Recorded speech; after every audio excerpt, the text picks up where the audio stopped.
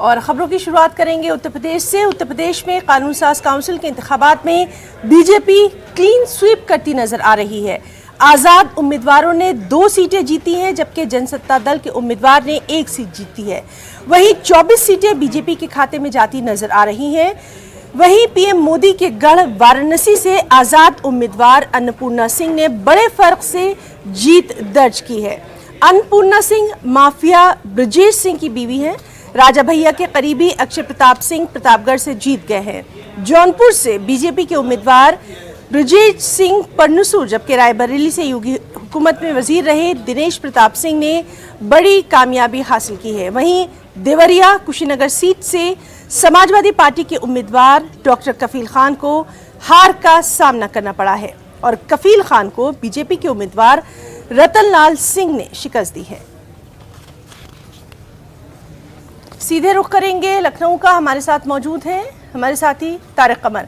तारिक, आपसे जानना चाहेंगे, जिस तरह से सुबह हम बात कर रहे थे कि बीजेपी जो है यहाँ पर क्लीन स्वीप करती नजर आ रही है, अभी इस वक्त की ताज़ा पिक्चर आपसे जानना चाहेंगे, सूरत हाल। हाँ देखिए, जैसा कि सुबह भी इस बात का इजहार किया गया था और ये मंजरनामा जो था ये वाज़ेह था तकरीबन जिस अंदाज से बीजेपी के उम्मीदवार आगे बढ़ रहे थे काउंटिंग में, तो उससे अंदाजा हुआ था कि क्लीन स्वीप हो जाएगा और वही हुआ।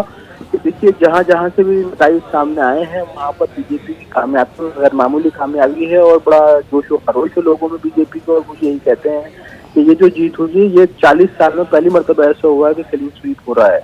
तो देखिए अपने आप में अब बीजेपी बहुत ताकतवर इस हवाले से है कि दोनों ऐवानों में जब बीजेपी के मेंबर होंगे तो जाहिर है कोई भी बिल होता है, कोई भी हिकमत अमली बीजेपी पैदा करती है तो उसको कामयाब करने में बड़ी आसानियां बीजेपी के लिए पैदा हो जाएंगी। ताहम ये लम्हा फिक्रिया समाजवादी पार्टी के लिए है, दूसरी जमातों के लिए है कि जिनको ये एहसास अब होना चाहिए कि उन्होंने कहाँ लफ्ज़ें की हैं, कहाँ गलतियाँ हुई हैं और आखिर ऐसी कौन सी वजूहात रही हैं, असबाब रहे हैं जिसकी बुनियाद पर उनके वजूद के लिए। तारिक, आपसे डॉक्टर कफील खान के ताल्लुक से भी जानना चाहेंगे, उन्हें भी शिकस्त का सामना करना पड़ा? देखिए डॉक्टर कफील खान के दावे बड़े थे, लेकिन जाहिर है कि खाली दावों से सियासत नहीं होती है और जिस अंदाज से कफील खान मैदान में उतरे थे जाहिर है तो उन्होंने कहा था कि मैं जीत के दिखाऊंगा। वो जिस दिन पोलिंग हुई उसके बाद से मुसलसल वो उस मरकज पर भी बैठे रहे जहाँ पर बेटियां रखी हुई थी, जहाँ पर उनकी तकदीर बंद थी। लेकिन देखिए होता यही है कि 2 बातें होती हैं, एक तो ये कि खाली दावों से काम नहीं चलता, दूसरी बात ये भी है कि बीजेपी बहुत मुस्तहकम पार्टी बनकर उठी है असेंबली इलेक्शन में और उसका भी कहीं ना कहीं फायदा विधान परिषद के जो इंतखाबात है इसमें चुनाव में हुआ है। तो देखिए ये सिर्फ जबानी जमा खर्च से काम नहीं होता है, अमली तौर पर कोशिशें करनी होती है। जी बिल्कुल तारिक, और देखना अहम रहेगा कि अब जो पूरी रियासत है उसमें तामीर और तरक्की के लोगों की फलाह व बहबूदी के काम किस तरह से आगे बढ़ाए जाते हैं, जैसे कि लगातार दावे किए जाते रहे। बहुत बहुत शुक्रिया आपका तमाम तर जानकारी के लिए। और नाजरीन, अहम खबर आपको कर्नाटक से दे दें। कर्नाटक के धारवाड़ में गरीब मुस्लिम ताजिर पर ज्यादती के मामले से जुड़ी ये खबर है, जिसमें पुलिस ने श्री राम सेना के 4 कारकुनों को गिरफ्तार किया है। आपको बताएं कि धारवाड़ के हनुमंत मंदिर के बाहर सनीचर के रोज ये वाकया पेश आया था। श्री राम सेना के कारकुनों ने एक गरीब फल फरोश के तरबूजों को सड़क पर फेंक दिया था, बिखेर दिया था और मंदिर के बाहर कारोबार न करने की धमकी दी गई थी। हालांकि समाज के दानिशवर तबके से हर जानिब से इस कार्रवाई की सख्त मजम्मत की गई थी और इस पर जो इंतजामिया है उसकी तरफ से अब कार्रवाई की गई है। पुलिस ने श्री राम सेना के 4 कारकुनों को गिरफ्तार कर लिया है। तो ये तस्वीरें हैं धारवाड़ के हनुमंत मंदिर के बाहर सनीचर को जब ये वाकया पेश आया था कि एक गरीब बुजुर्ग मेवा फरोश जो फल फरोश करते हैं उनके तरबूजों को किस तरह से बेदर्दी के साथ सड़क पर फेंक दिया गया था और कहा था कि मंदिर के बाहर अब वो कारोबार नहीं करेंगे। सीधे रुख करेंगे बेंगलुरु का। हमारे साथ मौजूद है हमारे साथी रऊफ अहमद हलूर। रऊफ, आपसे जानना चाहेंगे, बड़ी कार्रवाई की गई है और लगातार इसकी मांग भी की जा रही थी, तफसीलात? जी देखिए, पुलिस ने एक अहम कार्रवाई करते हुए श्री राम सेना के 4 कारकुनों को गिरफ्तार किया है। नबी साहब किलेदार एक गरीब मुस्लिम ताजिर के दुकान पर यानी कि जो पुश कार्ट रहती है उस पर इन्होंने हमला किया और तमाम जो तरबूजों को तहस नहस किया था। और ये पूरा वीडियो जब मंजर आम पर आया तो शदीद मजम्मत की जाने लगी, हर जानिब से इसकी मजम्मत होने लगी। और अब पुलिस ने कार्रवाई करते हुए 4 अफराद को गिरफ्तार कर लिया है। हिना जी, और रऊफ आपसे ये भी जानना चाहेंगे, समाज के हर तबके की जानिब से ये जो गरीब फल फरोश है इनकी मदद के लिए भी पेशकश की जा रही थी, उसके ताल्लुक से क्या कुछ अभी तफसीलात? जी देखिए, मुख्तलिफ गोशों से मदद हो रही है और मुलाकात इस मामले पर जो है मुकामी मुस्लिम लीडरों का, इनके धारवाड़ के मुस्लिम नुमाइंदों का एक वफ्द जो है हनुमंत मंदिर की इंतजामिया से भी मुलाकात कर चुका है।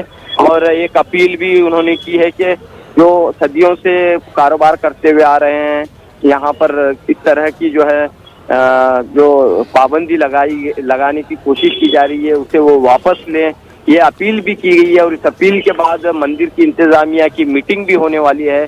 तो इस लिहाज से हम देख रहे हैं कि नबी साहब ठेलेदार पर जो हादसा पेश आया, काफी जो अहम बात आपने गया, बताई है कि आपसी बातचीत के जरिए अब ये कोशिश की जा रही है कि जो कर्नाटक की गंगा जमनी तहजीब थी उसको वापस जो है वो पेश किया जाए। बहुत बहुत शुक्रिया रऊफ आपका तमाम तर जानकारी के लिए। मध्य प्रदेश के खरगोन से खबर है, जहां रामनवमी के मौके पर हुए तशद्दुद के बाद रियासती हुकूमत नाजायज कब्जों के नाम पर आम लोगों के मकानात और उनकी दुकानात को मुनहदिम कर रही है। और ये कार्रवाई उन इलाकों में की जा रही है जहां रामनवमी के जुलूस पर एक मखसूस तबके पर मुबैना तौर पर पथराव का इल्ज़ाम लगाया गया है। अब नाजायज कब्जों का ख्याल हुकूमत को क्यों आया, इसका जवाब खुद हुकूमत ही दे सकती है। अब तक 16 मकानात और 29 दुकानों को मुनहदिम किया जा चुका है। इंतजामी कार्रवाई आज भी जारी है। ज़राए के मुताबिक इलाके के 4 सरकारी मुलाजमीन पर भी कार्रवाई की गई है। 3 सरकारी मुलाजमीन को बर्खास्त कर दिया गया है, जबकि 1 को नौकरी से मुअत्तल किया गया है। फिलहाल खरगोन में पुलिस की भारी नकली तैनात की गई है। पुलिस एहलकारों की छुट्टियों को मनसूख कर दिया गया है। स्कूलों और कॉलेजों के इम्तिहानात मुलतवी कर दिए गए हैं। अब तक तशद्दुद मामले में पुलिस 11 FIR दर्ज कर चुकी है। दूसरी जानिब मध्य प्रदेश के वज़ीर दाखिला डॉक्टर नरोत्तम मिश्रा की जानिब से बयान आया है कि जहां से पथराव हुआ था उस जगह को पत्थरों के ढेर में तब्दील कर देंगे। वहीं कांग्रेस के सीनियर लीडर दिग्विजय सिंह ने ट्वीट करते हुए हुकूमत की कार्रवाई पर सवाल उठाए हैं। कांग्रेस का वफ्द आज खरगोन का दौरा भी करने वाला है। और खरगोन में लोगों के मकानात और दुकानात मुनहदिम किए जाने पर MIM सरबराह असदुद्दीन ओवैसी ने मध्य प्रदेश की बीजेपी हुकूमत को तनकीद का निशाना बनाया। ओवैसी ने एक ट्वीट किया और अपने ट्वीट में उन्होंने लिखा कि MP में हुजूम एक मंसूबाबंद तरीके से कानून की हुक्मरानी पर गलबा हासिल कर चुका है। उन्होंने MP के वज़ीर आला शिवराज सिंह चौहान को निशाना बनाते हुए कहा कि अगरचा आपका नज़रिया मसाजिद की बेहुरमती और बुजुर्गों पर हमलों को जायज़ करार देता है, लेकिन ये मत भूलें कि आप आईनी ओहदे पर बैठे हैं। अवाम की जानो माल की हिफाजत आपकी जिम्मेदारी है। असदुद्दीन ओवैसी ने मजीद लिखा कि याद रखें कि आप ताकत के नशे में मस्त होकर और कानून शिकनी करके गरीबों के घर बर्बाद कर रहे हैं। आज हुकूमत तुम्हारी है, कल नहीं रहेगी। और वहीं दिग्विजय सिंह ने खरगोन से मुतालिक एक ट्वीट किया था जिसमें एक तस्वीर को शेयर किया था। इस तस्वीर में कुछ शरपसंद मस्जिद पर भगवा झंडा लगा रहे हैं।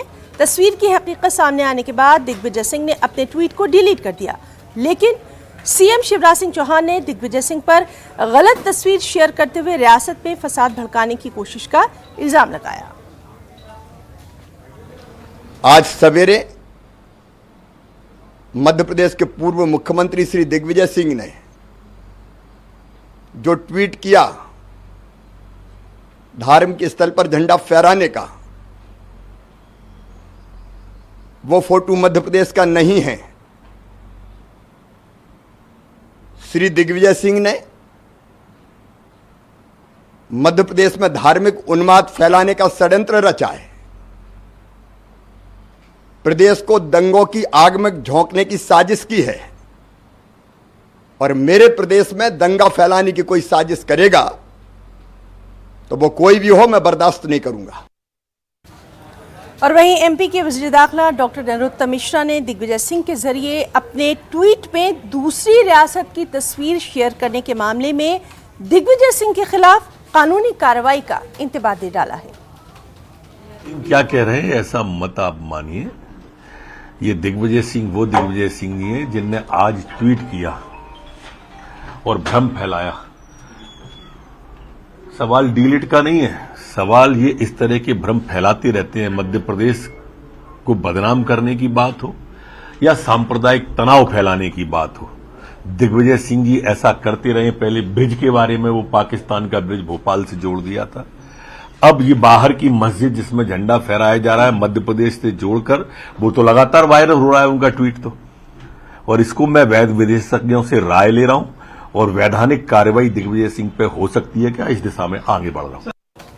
और वहीं दूसरी जानिब मरकजी वजीर अक़लियती उमूर मुख्तार अब्बास नकवी ने एमपी हुकूमत की जानिब से खरगोन में मकानात मुनहदिम किए जाने का दिफा किया है।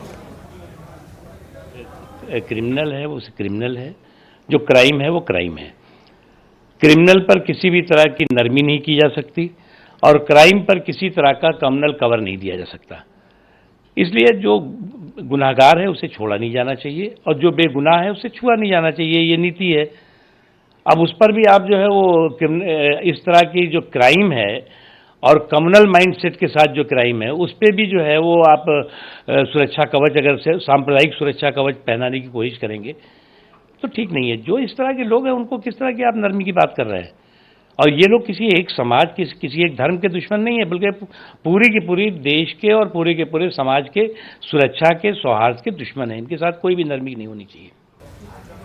और वहीं गुजरात के साबरकांठा जिले के हिम्मतनगर इलाके में एक मरतबा फिर दो मुख्तलिफ फिरकों के लोगों के बीच पथराव होने के बाद पुलिस ने कम से कम 4 लोगों को हिरासत में लिया। ये वाकया आज देर रात वंजारावास इलाके में पेश आया। सोशल मीडिया पर वायरल हो रहे वीडियोस में कुछ लोगों को दूसरे मोहल्ले पर पेट्रोल बम फेंकते हुए देखा जा सकता है। पुलिस के मुताबिक ये एक मामूली झड़प थी। हुजूम को मुंतशिर करने के लिए आंसू गैस के गोले भी दागे गए। इससे पहले इतवार को रामनवमी के दिन हिम्मतनगर कस्बे में तशद्दुद फूट पड़ा था।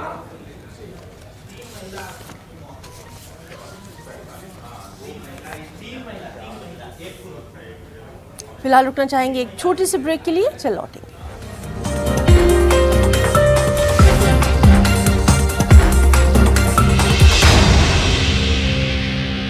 और नाज़रीन, इस वक्त की बेहद अहम खबर आपको देते हैं। झारखंड के देवघर में रेस्क्यू ऑपरेशन खत्म हो गया है। जी हां, 47 अफराद को बचाया गया है। 44 घंटे तक ये रेस्क्यू ऑपरेशन चला है और 3 लोगों की इसमें मौत हुई है। तो देवघर से बड़ी खबर, जहां रेस्क्यू ऑपरेशन खत्म हो चुका है, 47 अफराद को बचाया गया है।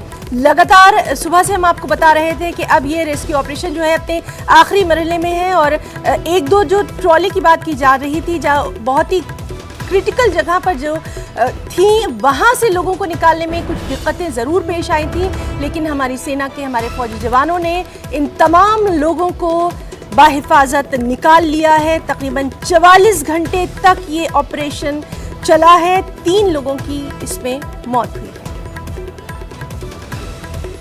तो अहम खबर, देवघर में रेस्क्यू ऑपरेशन खत्म हो गया है। पूरा हिंदुस्तान, तमाम लोग इन लोगों की हिफाजत के लिए, इन लोगों की सलामती के लिए दुआएं मांग रहे थे और अब ये एक अहम खबर, 47 अफराद को बचाया गया है।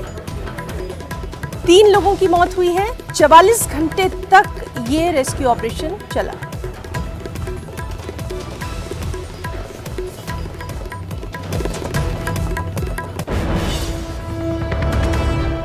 और कलकत्ता हाई कोर्ट का बड़ा फैसला सामने आया है। मटिया, इंग्लिश बाजार, देगंगा और बासंत रोनी की जांच होगी। 4 इस्मतदरी के मामलात की मुश्तरका तौर पर जांच करने का हुक्म दिया गया है। कोलकाता पुलिस की SP LC P Damayanti Sen तहकीकात की सरबराह हैं। अगली समाअत 20 अप्रैल को।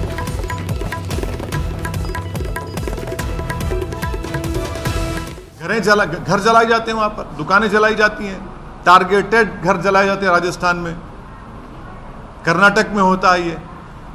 तो ये पूरे कंट्री में इतने 6-7 प्रदेशों में अगर हो रहा है तो ये देखिए, ये एक ऐसा नहीं है, वो पूरा प्लानिंग से हो रहा है ये। और आप टारगेट कर रहे हैं वो मुस्लिम माइनॉरिटीज को, सिर्फ क्यों कर रहे हैं भाई मुस्लिम टारगेट? आप पहले आप बोलते हिजाब नहीं पहन सकते, सेकुलर स्टेट है, गोश्त नहीं खा सकते, सेकुलर स्टेट है क्या? फिर आप कानून बना देते फिर उसके ऊपर। कहां पे रुकेगा बात? ये mob lynching, state sponsored violence, अब स्टेट कॉम्प्लिसिट वायलेंस, और संघ परिवार लो इंटेंसिटी वायलेंस कर रही पूरे देश में। ये परफेक्ट कर चुके हैं अपनी चीज को, लो इंटेंसिटी वायलेंस करते हैं, यहां करो, वहां करो, इधर करो। सरकार की जिम्मेदारी बताइए, सरकार की जिम्मेदारी है ही नहीं। आप सो रहे थे, कैसा दंगा होने दिया आपने? कितने पुलिस वालों को सस्पेंड किया आपने? कितने आईपीएस अफसरों को सस्पेंड किया आपने? इससे बात साबित हो रही कि आपकी पूरी रजामंदी से, जिसको हमने कहा अंग्रेजी का लफ्ज स्टेट कॉम्प्लिसिट वायलेंस है, बिहार में होता है, हमारे खिलाफ बातें करते हैं, बकवास करते हैं। कैसे मस्जिद के बजा के झंडा लगाते हैं भाई, आप बताइए, कैसे लगाते हैं? कोई भी इसका जिम्मेदार कौन है? मैं हूं जिम्मेदार उसका। तो ये सब चीजें हो रही हैं। सर, करौली में बीजेपी तो ये अरेस्ट कर ली कि एक्सोडस हो रहा है हिंदूज का, और कोई पुलिस वाला कुछ बोल रहा है कि सर वहाँ पुलिस वाला एडमिट करे कि कैमरा पे गवर्नमेंट का फेलियर होता है इसमें। राजस्थान करौली में जो कुछ हुआ, मध्य प्रदेश में जो कुछ हुआ, गुजरात में आनंद, हिम्मतनगर, खंभाट में जो कुछ हुआ, कर्नाटक में जो कुछ हुआ, गोवा में जो कुछ हुआ, वहाँ की सरकारों की रजामंदी से ये स्टेट कॉम्प्लिसिट वायलेंस हो रहा है। और टारगेट पे कौन है? कौन उस प्रोसेशन का परमिशन देता है? सरकार देती है। तो सरकार जब देती है तो सरकार कैसे वायलेंस होने देती है वहाँ पर? और फिर मध्य प्रदेश में, राजस्थान में घर जलाए जाते हैं, दुकानें जलाई जाती हैं, और मध्य प्रदेश घर तोड़ते हैं।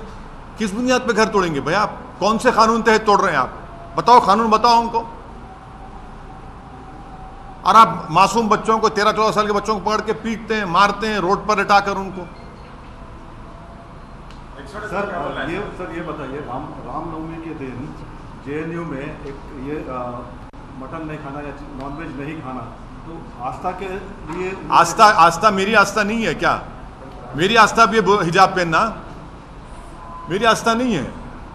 तो आप एक काम करिए ना, फिर जितना एक्सपोर्ट होता है गोश्त उस दौरान में बैन करिए इंडिया में।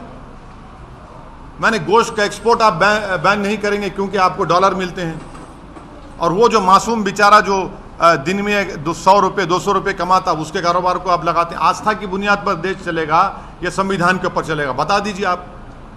फिर मेरी आस्था क्या क्या होगा बताइए? मेरी आस्था भी है, रमजान है, फिर शराब की दुकानें क्यों खुली पड़ी हुई है? क्या देश संविधान से चलेगा या आस्था पे चलेगा? आप यानी आपकी आस्था सबसे इंपॉर्टेंट है और दूसरों की आस्था क्या भाड़ में जाए? आपने हिजाब की बात की तो कहा नहीं भाई यूनिफॉर्म है, फिर यहां पर यूनिवर्सिटी में क्या गोश्त खाना क्या आस्था आ गया? कहां से देश कौन सी राह पे जा रहा है? बीजेपी को, संघ परिवार को हम शुरू से कह रहे हैं कि जिस राह पे आप इस देश को लेकर जा रहे हैं, इससे देश कमजोर हो रहा है, देश कमजोर हो रहा है। ये सरकार की जिम्मेदारी है। तो आरएसएस कहां से सर? आप आरएसएस को, हाँ, आप आरएसएस को नहीं जानते, हम जानते हैं ना। आरएसएस का स्टेट वायलेंस बोल रहे हैं। आपको हम बोलेंगे किताब पढ़ो, we our nationhood defined, bunch of thoughts. ये 2 किताबें आप पढ़ लो, जिसमें आरएसएस के उस वक्त के सर संचालक खुद कह रहे हैं कि जब जुलूस निकलता था तो मैं बाजा बजाता था बोल के।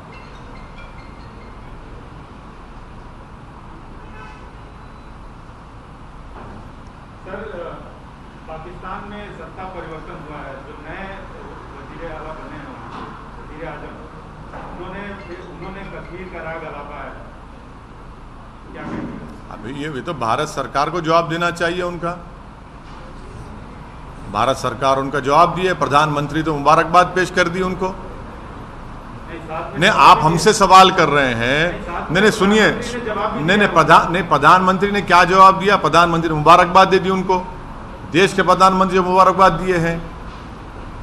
नहीं, प्रधानमंत्री ने उनको मुबारकबाद दी है और कहा कि भाई इस खित्ते के अमन के लिए हमको अमन को बरकरार रखना चाहिए, टेररिज्म खत्म करना चाहिए। अब देश के प्रधानमंत्री मुबारकबाद दे रहे हैं तो ओवैसी से क्यों सवाल किया जा रहा है? सर आप कश्मीर से हमसे सवाल क्यों करते हैं? प्रधानमंत्री से भी करिए।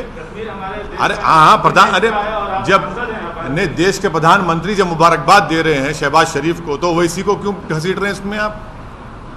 सर लेकिन इमरान खान ने भी अपने फॉरेन पॉलिसी को देश के प्रधानमंत्री ने शहबाज शरीफ को, सुनिए, देश के प्रधानमंत्री ने शहबाज शरीफ को मुबारकबाद दी है।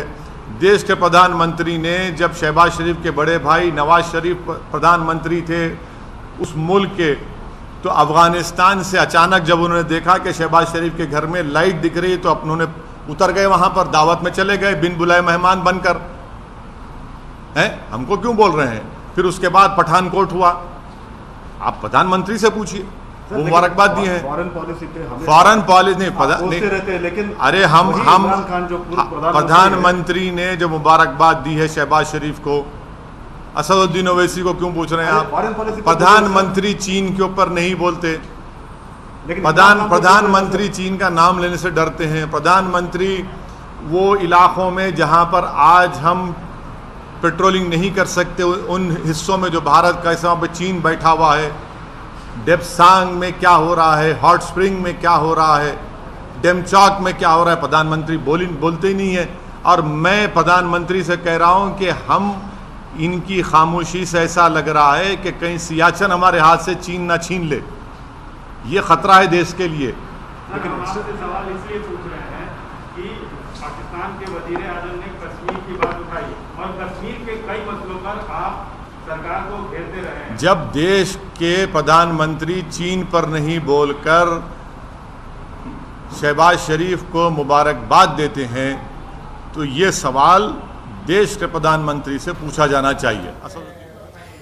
तो असदुद्दीन ओवैसी की प्रेस कॉन्फ्रेंस जिसमें उन्होंने जमकर तनकीद का निशाना बनाया बीजेपी को, आरएसएस को और मुख्तलिफ मौज़ूआत पर उन्होंने हुकूमत को घेरा है। इस वक्त की एक और अहम खबर आपको दे दें, जेएनयू के ताज़ा तनाज़े पर जामिया मिलिया इस्लामिया के तलबा एहतजाज करेंगे। आपको बताएं कि मौलाना मोहम्मद अली जौहर मार्ग जामिया कैंपस में पुलिस की भारी नफरी को तैनात कर दिया गया है। सिटी के एसएचओ और दूसरे आला अफसरान थाने में मौजूद हैं। दिल्ली पुलिस के अफसरान के साथ साथ खवातीन पुलिस एहलकारों को भी तैनात किया गया है। साथ ही दिल्ली पुलिस ने कैंपस के बाहर इन स्टूडेंट्स को एहतजाज करने की इजाज़त नहीं दी है। कैंपस के अंदर ही, कैंपस के अहाते में ही तलबा को एहतजाज की इजाज़त दी गई है। तो इस वक्त की बेहद अहम खबर, जेएनयू के ताज़ा तनाज़े पर जामिया मिलिया इस्लामिया के तलबा एहतजाज करेंगे। मौलाना मोहम्मद अली जौहर मार्ग जामिया कैंपस में पुलिस की भारी नफरी तैनात की गई है।